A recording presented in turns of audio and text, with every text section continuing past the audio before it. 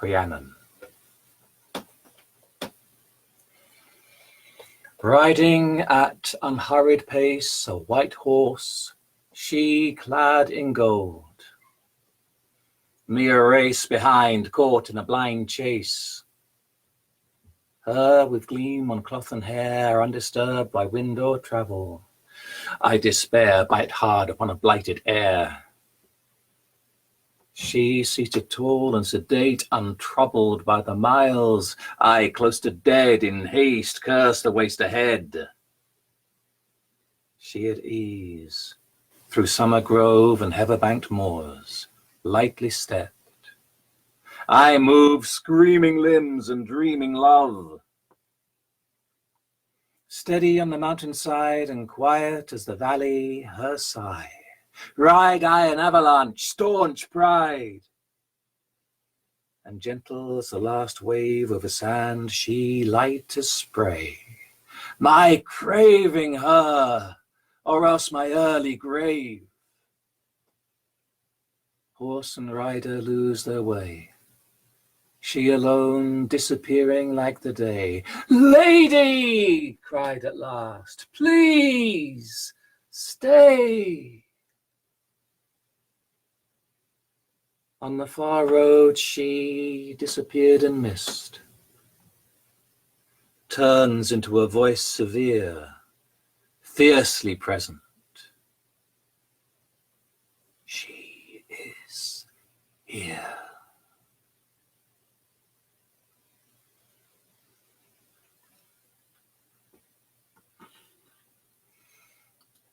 And there's so many layers in that story. And a large part of it is that, that overriding, determined machismo of I can do things, I can make things go my way, I can force things through, I can take control, I can do this and I can do that. This is all of us that fall prey to it. And against that, there is that mysterious surrender of accepting what's there and asking the other to come and be present with you. So Rhiannon did stop for Paul, and they did fall in love, and they did marry. But another darker episode in her story comes when her first son is stolen away in very mysterious circumstance. But more than that, the women set to mind over the child instead of admitting to the loss, made accusations against Rhiannon, invented a story of the child's death at her hand. And she said not a word in denial. It's never made clear in the story why she doesn't deny it or protest her innocence. But her punishment is to be made to carry visitors to the castle from the gates into the hall as if she were the horse this time. And it wasn't until years later that a vassal of Paul brings a child to court,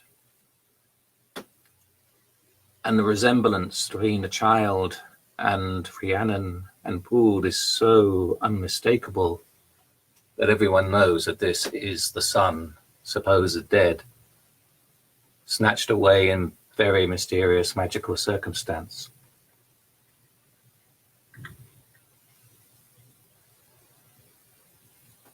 I wanted to try and capture something of that staying silent against invented tales. I don't know if I catch it or not. You'll have to judge me on that.